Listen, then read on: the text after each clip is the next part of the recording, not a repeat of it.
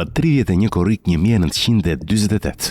Në Shqipëri u regjistrua një nga aktet më makabre të kohës së komunizmit. 2 meshtar katolik, Dom Lek Sirdani dhe Dom Pjetër Çuni, u mbytën përsëgjalli në një grop ujërash të zeza.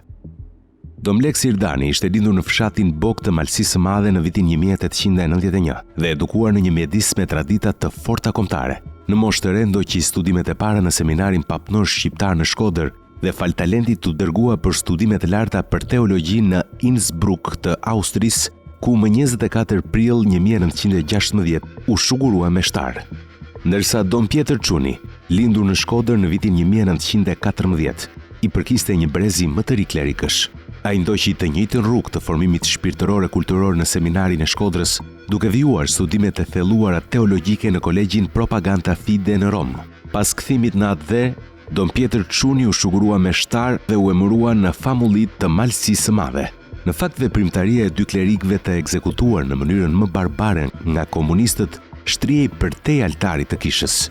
Të 2 ata u vunë në shënjestër jo më tepër sepse ishin shërbëtor të kishës katolike, por për shkak të formimit kulturor dhe impaktit të fjalës në shoqëri.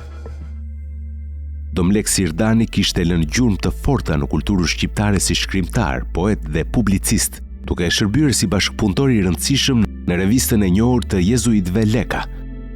Sirdani ishte një mbledhës i pasur i trashëgimisë gojore, tokeve dhe etnografisë së veriut dhe shitet e folklorit kolonën vertebrale të identitetit kombëtar përballë shekujve të pushtimit.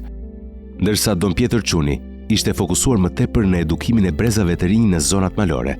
Në një kohë kur analfabetizmi ishte ulur këmbkryq, ai hapi shkolla famulitare, u mësoi fëmijëve shkrim me këndim dhe punoi pafund për pajtimin e gjaqeve mes banorëve të veriut. Komunistët e shpallën kishën katolike si armik ideologjik me njëherë pas ardhjes në pushtet të vitit 1944, duke nisur me ndëshkimet e para të konsideruarve si bashkëpunëtor të fashizmit. Frika e tyre ishte e madhe, sidomos në zonën e Shkodrës dhe Malësisë së Madhe, ku në vitin 1945 malësorët kishin rezistuar me armë kundër vendosjes së pushtetit të komunistëve. Ardhur në vitin 1948, incidenti që do të kushtonte jetën 2 klerikëve katolik do të lidhej me predikimin e datës 25 korrik 1948 të Dom Lek Sirdanit, i cili gjatë meshës së të dielës në Bok kritikoi ashpër regjimin komunist dhe dhunën e tij sistematike në Shqipërinë e Veriut. Pikërisht këtë ligjërat, komunistët e kishin konsideruar një sfidë të hapur që u kërcënonte autoritetin dhe pushtetin. Menjëherë pas kësaj, kundërreagimi i shtetit do të merrte formën dhe përmbajtjen e një masakre hakmarrëse. Në korrik të vitit 1948, sigurimi i shtetit ndërmori një valë të gjerë arrestimesh dhe pushkatimesh në Malësi të Madhe. Mes të tjerëve, komunistët arrestuan edhe Dom Lek Sirdanin dhe Dom Pjetër Çunin. Akuzat e montuara ishin krejt absurde. Ata akuzohen për spionazh në favor të Vatikanit, agitacion e propagandë dhe bashkëpunim me element reaksionar. Të 2 klerikët u dërguan në ambientet e improvizuara të hetuesisë në Koplik, ku për disa ditë me radhë ju nënshtruan torturave nga më çnjerëzoret. Dhuna fizike shoqëroi me presion psikologjik për të pohuar akuzat dhe për të firmosur dëshmi të rreme.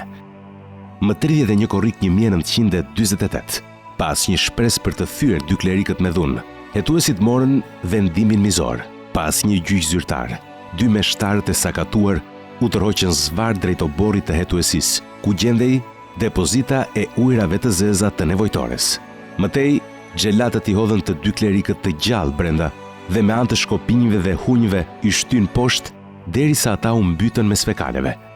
Për dekada me radhë, regjimi u përpoq ta fshinte kujtimin e tyre, duke u andaluar përmendjen e emrave dhe duke u lënë varret pa shenjë.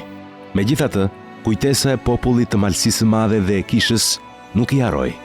Në vitet 1991-1992, pas rënies së komunizmit, dëshmitë të merrit dolën në dritë.